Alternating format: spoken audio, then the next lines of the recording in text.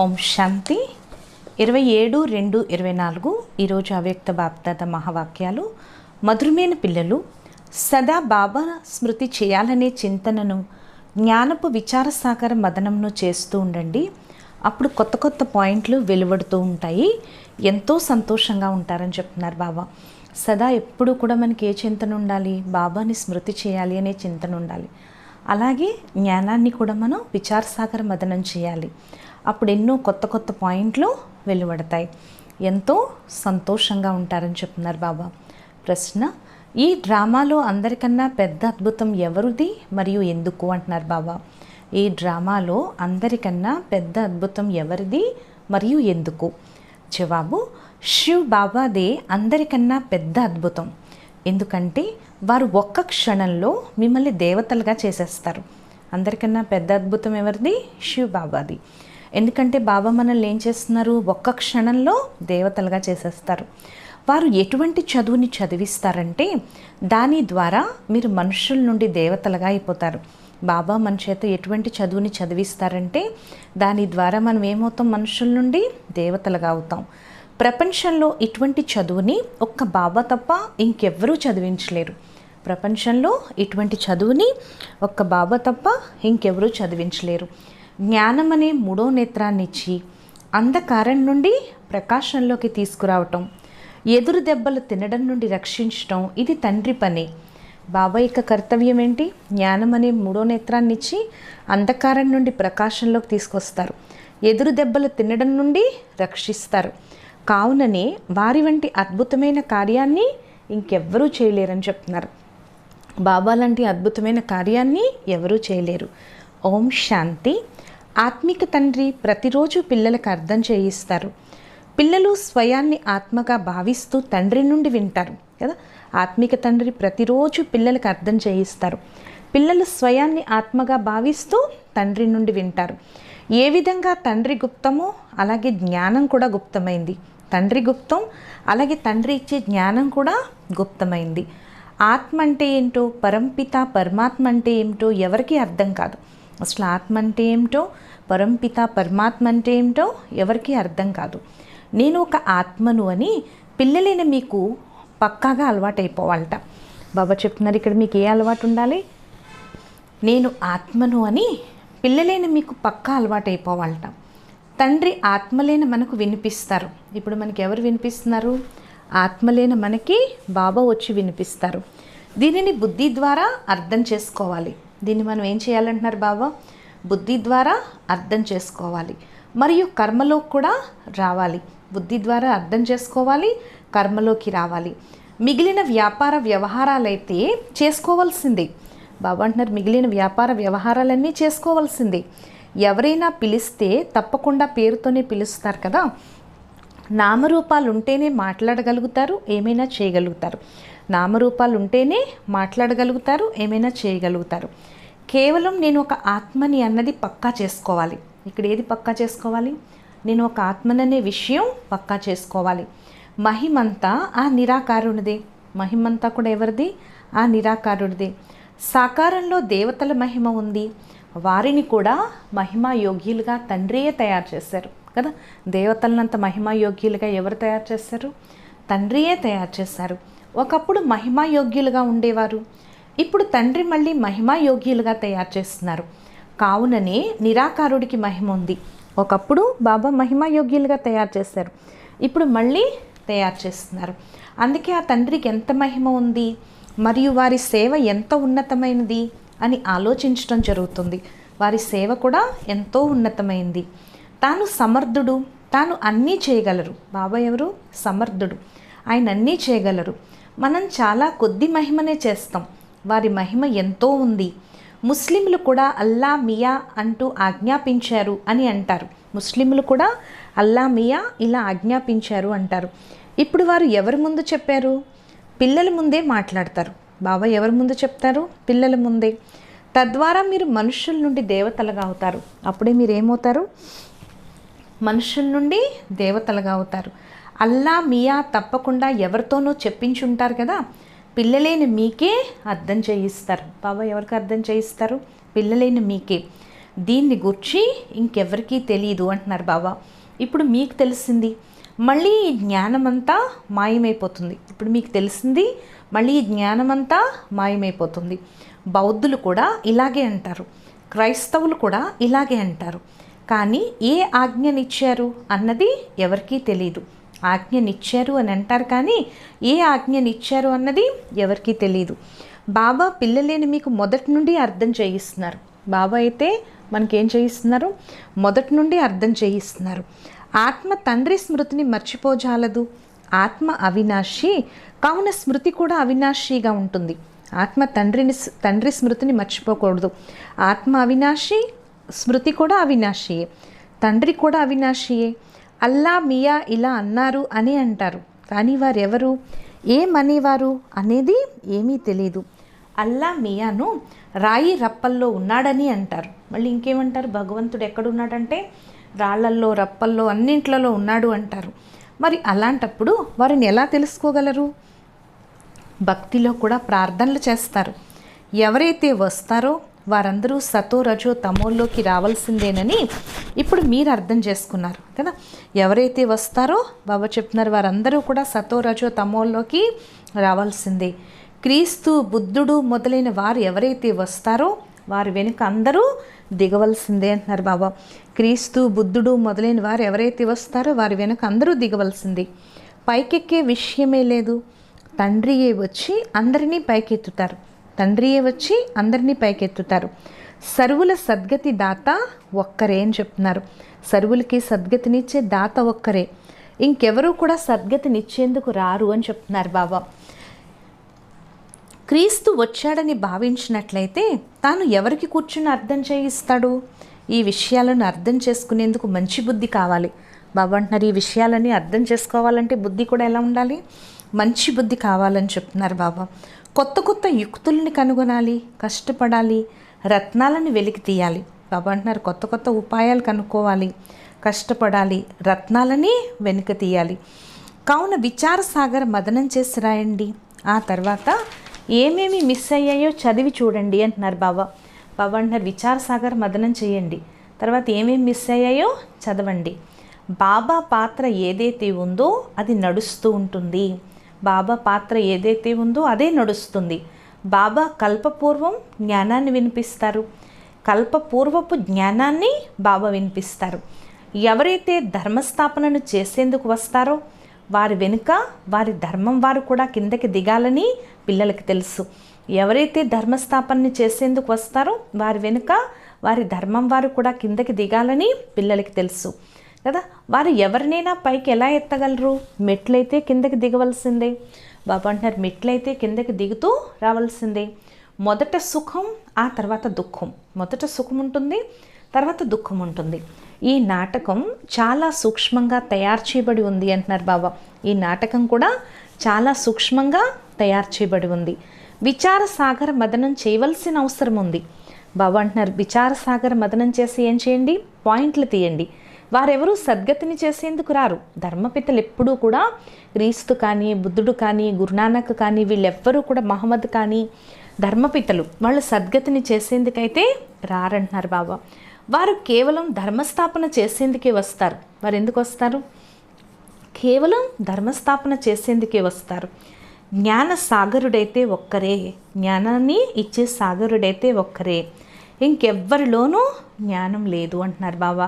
బాబా తప్పించి ఇంకెవ్వరూ కూడా ఈ జ్ఞానాన్ని ఇవ్వలేరు. డ్రామాలో సుఖదుఖాల ఆట అయితే అందరి కొరకు ఉంది. బాబా అంటున్నారు, ఈ డ్రామాలో సుఖదుఖాల ఆట అయితే అందరి కోసం ఉందంటున్నారు బాబా. దుఃఖం కన్నా సుఖం ఎక్కువగా ఉంది. అందరికన్నా ఎక్కువ ఇప్పుడు దుఃఖం కన్నా ఎక్కువ ఏముంది? సుఖం ఎక్కువ ఉందంటున్నారు బాబా. డ్రామాలో పాత్రని అభినయిస్తున్నారు అంటే తప్పకుండా సుఖం ఉండాలి కదా. డ్రామాలో పాత్రని అభినయిస్తున్నారు అంటే తప్పకుండా సుఖం ఉండాలి కదా. తండ్రి దుఃఖాన్ని అయితే స్థాపించరు కదా. తండ్రి దుఃఖాన్ని స్థాపిస్తారా? తండ్రి అందరికీ సుఖాన్ని ఇస్తారు. తండ్రి యొక్క కర్తవ్యం ఏంటి? అందరికీ సుఖాన్ని ఇవ్వటం. విశ్వంలో శాంతి ఏర్పడుతుంది, దుఃఖధామంలో శాంతి ఉండదు కదా. విశ్వంలో శాంతి ఏర్పడుతుంది, ఈ దుఃఖధామంలో అయితే శాంతి ఉండదంటున్నారు బాబా. ఎప్పుడైతే తిరిగి శాంతిధామంలోకి వెళ్తారో అప్పుడే శాంతి లభిస్తుంది. ఎప్పుడైతే అందరూ శాంతిధామంలోకి వెళ్ళిపోతారో అప్పుడే శాంతి లభిస్తుంది. బాబా కూర్చుని అర్థం చేయిస్తారు. ఈ విషయాలన్నీ మనకి ఎవరు అర్థం చేయిస్తున్నారు? బాబా స్వయంగా కూర్చుని అర్థం చేయిస్తారు. మేము తండ్రితో ఉన్నాము, ఇప్పుడు బాబా అసురుల నుండి దేవతలుగా తయారు చేసేందుకు వచ్చారు అన్న విషయాన్ని ఎప్పుడూ మర్చిపోకూడదు అని చెప్తున్నారు. ఇప్పుడు మేము తండ్రితో ఉన్నాము, అసురుల నుండి దేవతలుగా తయారు చేసేందుకు బాబా వచ్చారు, ఈ విషయాన్ని ఎప్పుడూ మర్చిపోవద్దు అంటున్నారు. ఈ దేవతలు సద్గతిలో ఉన్నప్పుడు మిగిలిన ఆత్మలందరూ మూలవతనంలో ఉంటారు. దేవతలందరూ ఎప్పుడైతే సద్గతిలో ఉంటారో అప్పుడు మిగిలిన ఆత్మలందరూ కూడా ఎక్కడుంటారు? పరంధామంలో ఉంటారు. డ్రామాలో అందరికన్నా పెద్ద అద్భుతం అనంతమైన తండ్రిది. ఈ డ్రామాలో అందరికన్నా పెద్ద అద్భుతం ఎవరిదంటున్నారు బాబా? అనంతమైన తండ్రిదే. వారు మిమ్మల్ని ఎంతో సుందరంగా తయారు చేస్తారు. బాబా మనల్ని ఏం చేస్తున్నారు? ఎంతో సుందరంగా తయారు చేస్తారు.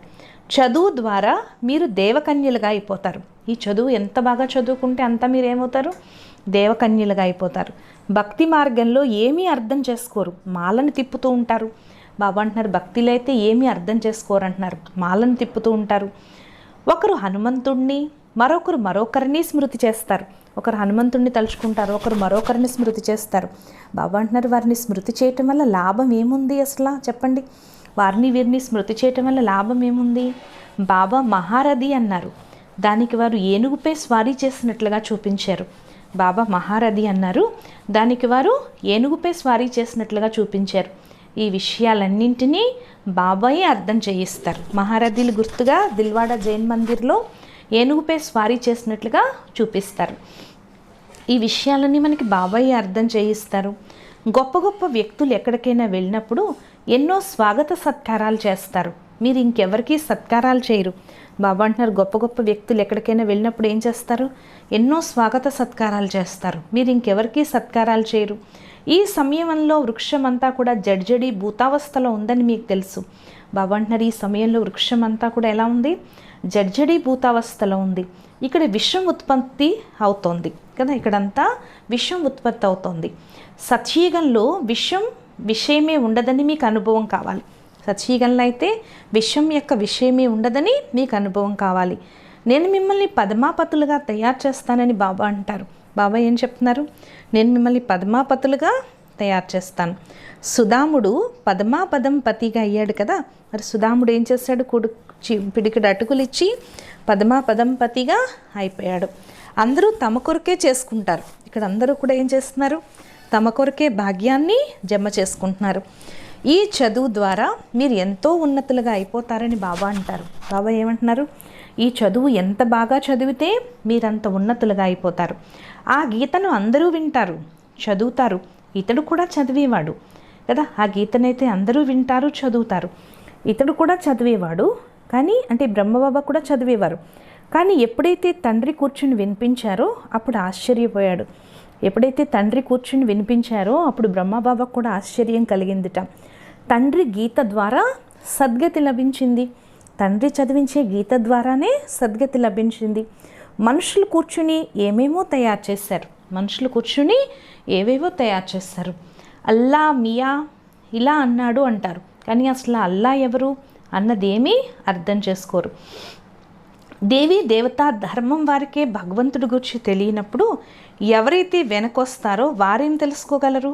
బాబా అంటున్నారు దేవీ దేవతా ధర్మానికి చెందిన వాళ్ళకే భగవంతుడు పరిచయం తెలియనప్పుడు ఇంకా వెనకొచ్చి వారు ఏం తెలుసుకోగలరు? సర్వశాస్త్రమయ్యే శిరోమణి అయిన గీతనే తప్పుగా చేసేశారు. మరి మిగిలిన శాస్త్రాల్లో ఇంకేముంటుంది?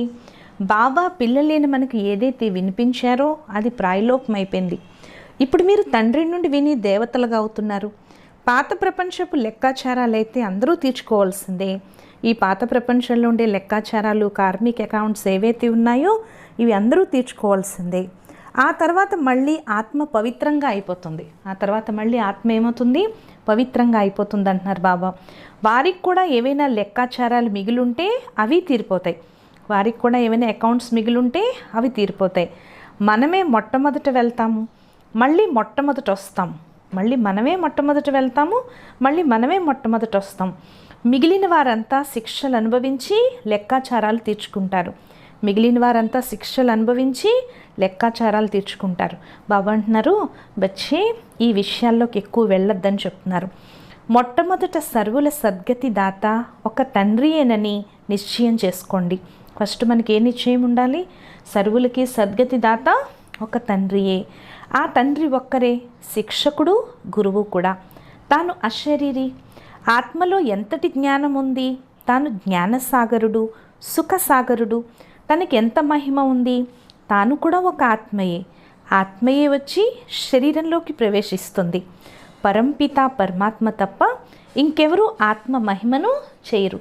మిగిలిన వారంతా శరీరదారుల మహిమనే చేస్తారు. మిగిలిన వారంతా కూడా ఏం చేస్తారు? శరీరదారుల మహిమను చేస్తారు. వీరు ఉన్నతోన్నతమైన ఆత్మ. శరీరం లేకుండా ఆత్మ ఒక నిరాకారుడైన తండ్రికి తప్ప ఇంకెవరికి జరగజాలదు. బాబా చెప్తున్నారు, శరీరం లేకుండా ఆత్మకి మహిమ జరగడం అనేది ఒక నిరాకారుడైన తండ్రికి తప్ప ఇంకెవరికి జరగదంటున్నారు. ఆత్మలోనే జ్ఞాన సంస్కారాలు ఉన్నాయి. ఆత్మలోనే జ్ఞాన సంస్కారాలు ఉన్నాయి. తండ్రిలో జ్ఞాన సంస్కారాలు ఎన్ని ఉన్నాయి కదా? తండ్రిలో జ్ఞాన సంస్కారాలు ఎన్ని ఉన్నాయి? ప్రేమ సాగరుడు, జ్ఞాన సాగరుడు అంటారు కదా. తండ్రిని ఏమంటారు? ప్రేమ సాగరుడు అంటారు, జ్ఞాన సాగరుడు అంటారు. ఇది ఆత్మ యొక్క మహిమే కదా. మానవ మాత్రులు ఎవ్వరికీ కూడా ఈ మహిమ ఉండదు. కృష్ణుడికి కూడా ఉండదని చెప్తున్నారు బాబా. అతడు మొట్టమొదటి యువరాజు. శ్రీకృష్ణుడు ఎవరు? భారతదేశానికి ఫస్ట్ ప్రిన్స్, ఫస్ట్ యువరాజు.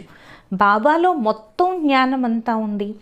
దానిని వారు వచ్చి పిల్లలకు వారసత్వంగా ఇస్తారు. బాబాలోనే మొత్తం జ్ఞానం అంతా ఉంది. దాన్ని వచ్చి బాబా ఏం చేస్తారు? పిల్లలకి వారసత్వంగా ఇస్తారు. కావుననే వారి మహిమ గానం చేయబడుతుంది. అందుకే బాబాకి ఎంతో మహిమ చేయబడుతుంది. శివ జయంతి వజ్రతుల్యమైంది. శివ జయంతి ఏంటి? వజ్రతుల్యమైంది. ధర్మస్థాపకులు వస్తారు, వచ్చి ఏం చేస్తారు? ధర్మస్థాపకులు వస్తారు, వచ్చి ఏం చేస్తారు? క్రీస్తు వచ్చినప్పుడు ఆ సమయంలో క్రైస్తవులు ఎవరూ లేరు కదా. మరి తాను వచ్చే జ్ఞానాన్ని ఎవరికి ఇస్తాడు? మంచి నడవడికతో నడుచుకోమని చెప్తాడు. ఈ విధంగా మనుషులు ఎందరూ అర్థం చేయిస్తూ ఉంటారు. మంచి నడవడికతో నడుచుకోమని అందరూ చెప్తారు కదా. అంతేకాని సద్గతి యొక్క జ్ఞానాన్ని అయితే ఎవ్వరూ ఇవ్వలేరని చెప్తున్నారు బాబా. వారికి తమ తమ పాత్ర ఎలా లభించి ఉంది? సతో రజో తమోల్లోకైతే రావాల్సిందే అంటున్నారు బాబా. రావటంతో క్రైస్తవుల చర్చిలు ఎలా తయారవుతాయి? ఎప్పుడైతే చాలామంది ఉంటారో, భక్తి ప్రారంభమవుతుందో అప్పుడే ఈ చర్చిలవి నిర్మిస్తారు. దానికి ఎంతో డబ్బు కావాలి. యుద్ధాలకు కూడా డబ్బు కావాలి. ఇది మనుష్య సృష్టి రూపీ వృక్షమని బాబా అర్థం చేయిస్తారు. ఇదేంటని చెప్తున్నారు బాబా? మనుష్య సృష్టి రూపీ వృక్షం. వృక్షం ఎప్పుడు లక్షల సంవత్సరాలు ఉండదు, అలాగైతే లెక్క ఉండదు కదా. వృక్షం ఎప్పుడు లక్షల సంవత్సరాలు ఉండదు, అలాగైతే లెక్క ఉండదు. హే పిల్లలు, మీరు ఎంత బుద్ధిహీనులుగా అయిపోయారు? బాబా అంటున్నారు, ఎంత బుద్ధిహీనులుగా అయిపోయారు ఇప్పటికి మీరు వివేకవంతులుగా అవుతారు అని బాబా అంటారు. మీరు రాజ్యం చేసేందుకు మొదటే తయారై వస్తారు. వారైతే ఒంటరిగా వస్తారు. ఆ తర్వాత వృద్ధి జరుగుతుంది. వృక్షం యొక్క కాండం దేవీ దేవతా ధర్మం. దాని నుండి మళ్ళీ 3 శాఖలు వెలువడతాయి. ఆ తర్వాత చిన్న చిన్న మఠాలు, ఆశ్రమాలు వస్తాయి. వృద్ధి జరుగుతుంది. ఆ తర్వాత కొంత వారి మహిమ జరుగుతుంది. కానీ దానివల్ల అయితే లాభం లేదు అంటున్నారు బాబా. అందరూ కిందకి దిగి రావాల్సిందే. ఇప్పుడు మీకు మొత్తం జ్ఞానం అంతా లభిస్తోంది. గాడ్ ఈజ్ నాలెడ్జ్ఫుల్ అంటారు. భగవంతుణ్ణి జ్ఞాన సాగరుడు అంటారు. కానీ ఆ జ్ఞానం ఏంటో ఎవరికీ తెలీదు. ఇప్పుడు మీకు ఆ జ్ఞానం లభిస్తోంది. భాగ్యశాలి రథం తప్పకుండా కావాలి. తండ్రి సాధారణ తనువులోకి వస్తారు. అప్పుడే ఇతడు భాగ్యశాలిగా అవుతాడు. సత్యుగంలో అందరూ పద్మా భాగ్యశాలులుగా ఉంటారు. ఇప్పుడు మీకు జ్ఞానం అనే 3వ నేత్రం లభిస్తుంది. దాని ద్వారా మీరు లక్ష్మీనారాయణుల్లా అవుతారు. ఇప్పుడు మీకు జ్ఞానం అనే 3వ నేత్రం లభిస్తుంది. దాని ద్వారా మీరు ఏమవుతారంటున్నారు బాబా? లక్ష్మీనారాయణుల్లా అవుతారు. జ్ఞానమైతే ఒకేసారి లభిస్తుంది. భక్తిలో ఎదురు దెబ్బలు తింటూ ఉంటారు. అంతా అంధకారమే. జ్ఞానం పగల్లో అలా పడిపోరు. ఇంట్లో గీతా పాఠశాలను తెరిస్తే తెరవండి అని బాబా అంటారు. మేమైతే జ్ఞానాన్ని తీసుకోం, కానీ ఇతరుల కొరకు స్థానాన్ని ఇస్తాము అనేవారు కూడా ఎందరో ఉంటారు. అది మంచిదే. ఇక్కడ ఎంతో సైలెన్స్గా ఉండాలి. ఇది పవిత్రాతి పవిత్రమైన క్లాసు. బాబా అంటున్నారు, ఇక్కడ ఎలా ఉండాలి? ఎంతో సైలెన్స్గా ఉండాలి. ఇది పవిత్రాతి పవిత్రమైన క్లాసు. ఇక్కడ మీరు శాంతిలో తండ్రిని స్మృతి చేస్తారు. ఇప్పుడు మనం శాంతిధామంలోకి వెళ్ళాలి. కావున తండ్రిని ఎంతో ప్రేమగా స్మృతి చేయాలి. సతయుగంలో మీరు 21 జన్మల కొరకు సుఖశాంతులు రెండింటినీ పొందుతారు. అనంతమైన తండ్రి అనంతమైన వారసత్వాన్ని ఇస్తారు. కావున ఇటువంటి తండ్రిని అనుసరించాలి. అహంకారం రాకూడదు, అది పడేస్తుంది. చాలా ఓర్పుతో కూడిన స్థితి ఉండాలి. బాబా అంటున్నారు అహంకారంలోకి రాకూడదు, అహంకారం పడేస్తుంది. చాలా ఓర్పుతో కూడిన స్థితి ఉండాలి, హఠం ఉండకూడదు. దేహాభిమానాన్నే హఠం అంటారు. చాలా మధురంగా అవ్వాలి. దేవతలు ఎంత మధురమైన వారు, వారిలో ఎంత ఆకర్షణ ఉంటుంది. బాబా మిమ్మల్ని ఈ విధంగా తయారు చేస్తారు. కావున ఇటువంటి తండ్రిని ఎంతగానో స్మృతి చేయాలి. కావున పిల్లలు ఈ విషయాలని పదే పదే గుర్తు చేసుకుంటూ హర్షితం అవ్వాలి. మేము శరీరాన్ని వదిలి ఈ లక్ష్మీనారాయణుల్లా అవుతాము అని వీరికి నిశ్చయం ఉంది కదా. లక్ష్యము ఉద్దేశ్యము కల ఈ చిత్రాన్ని మొట్టమొదట చూడాలి. అక్కడ చదివించే దేహదారి టీచర్లు ఉంటారు, ఇక్కడ చదివించేవారు నిరాకారుడైన తండ్రి. వీరు ఆత్మల్ని చదివిస్తారు. ఇది చింతన చేయటంతోనే సంతోషం కలుగుతుంది. బ్రహ్మ నుండి విష్ణువుగా ఎలా అవుతారు అన్న ఈ విషయంపై ఇతడికి నష ఉంటుంది. ఎవరికి? బ్రహ్మబాబాకి. ఈ అద్భుతమైన విషయాలను మీరే విని ధారణ చేస్తారు, మళ్ళీ ఇతరులకు వినిపిస్తారు. బాబా అయితే అందరినీ విశ్వాధిపతులుగా తయారు చేస్తారు. కానీ రాజ్యం కొరకు అర్హులుగా ఎవరెవరు తయారవుతారు అనేది అర్థం చేసుకోవచ్చు. బాబా అయితే అందరినీ తయారు చేస్తారు, కానీ రాజ్యం కొరకు అర్హులుగా ఎవరెవరు తయారవుతారనేది అర్థం చేసుకోండి అని చెప్తున్నారు బాబా. పిల్లల్ని పైకి తీసుకురావడం తండ్రి బాధ్యత. పిల్లల్ని పైకి తీసుకురావడం ఎవరి బాధ్యత? తండ్రి బాధ్యత. తండ్రి అందరినీ విశ్వాధిపతులుగా తయారు చేస్తారు, కానీ బాబా అయితే నేను విశ్వాధిపతిగా అవ్వను అని అంటారు. తండ్రి ఈ నోటి ద్వారా జ్ఞానాన్ని వినిపిస్తారు, ఆకాశవాణి అంటారు, కానీ అర్థం తెలుసుకోరు. సత్యమైన ఆకాశవాణి ఇదే, సత్యమైన ఆకాశవాణి ఇదే అంటున్నారు బాబా. తండ్రి పైనుండి వచ్చి గోముఖం ద్వారా వినిపిస్తారు. ఈ ముఖం ద్వారా వాణి వెలువడుతుంది. పిల్లలు ఎంతో మధురంగా ఉంటారు. బాబా ఈరోజు టోలీ తినిపించండి అంటారు. పిల్లలు ఎంతో టోలీ తినిపిస్తాను అని బాబా అంటారు. మంచి పిల్లలు. బాబా మేము మీకు పిల్లలం మరియు సేవకులము అని కూడా అంటారు కదా. బాబాకి మనం ఎవరో మంచి పిల్లలం. బాబాని టోలీ తినిపించండి అంటాం, బాబా కూడా టోలీ తినిపిస్తారు. బాబా మేము మీకు పిల్లలం మరియు సేవకులము అంటారు. పిల్లల్ని చూసి తండ్రికి ఎంతో సంతోషం కలుగుతుందిట. పిల్లల్ని చూసేసరికి బాబాకి ఎంతో సంతోషం కలుగుతుందిట. బాబా అంటున్నారు వచ్చే సమయం చాలా తక్కువ ఉందని పిల్లలకు తెలుసు కదా. ఇన్ని బాంబులు మొదలైనవి ఏవైతే తయారు చేశారో వాటిని ఉపయోగించకుండా పడేస్తారా? ఎన్ని బాంబులు అవి ఏవైతే తయారు చేస్తారో ఇవన్నీ దాచుకోరు, ఇవన్నీ కూడా ఉపయోగిస్తారు. కల్పపూర్వం ఏదైతే జరిగిందో అదే మళ్ళీ జరుగుతుంది. 5000 సంవత్సరాల క్రితం ఏం జరిగిందో అదే జరుగుతుంది. విశ్వంలో శాంతి ఏర్పడాలని భావిస్తారు, కానీ అలా జరగదు. విశ్వంలో శాంతిని మీరే స్థాపిస్తారు. మీకే విశ్వ రాజ్యాధికారం అనే కానుక లభిస్తుంది అంటున్నారు బాబా. అది ఇచ్చేవారు తండ్రియే. యోగ శక్తి ద్వారా మీరు విశ్వ రాజ్యాధికారాన్ని తీసుకుంటారు. శారీరక శక్తితో విశ్వ వినాశనం జరుగుతుంది. సైలెన్స్ ద్వారా కొత్త సృష్టి స్థాపన జరుగుతుంది. మీరు విజయాన్ని పొందుతారు. అచ్చా, మధురాతి మధురమైన ఆత్మిక పిల్లలకు మాతాపిత బాప్దాదాల ప్రియ స్మృతులు. Good morning. ఆత్మీక పిల్లలకు ఆత్మీక తండ్రి యొక్క నమస్తే. మధురాతి మధురమైన ఆత్మిక తండ్రికి ఆత్మిక పిల్లల యొక్క ప్రియ స్మృతులు. గుడ్ మార్నింగ్ మరియు నమస్తే నమస్తే నమస్తే.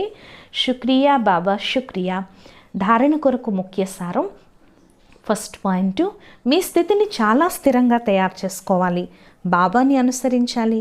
ఏ విషయంలోనూ అహంకారాన్ని చూపకూడదు. దేవతల వలె మధురంగా అవ్వాలి. సెకండ్ పాయింట్, సదా హర్షితంగా ఉండేందుకు జ్ఞానాన్ని స్మరిస్తూ ఉండండి. విచార సాగర మదనం చేయండి. మేము భగవంతుడికి పిల్లలం మరియు సేవకులం కూడా. ఈ స్మృతితో సేవలో తత్పరులై ఉండండి.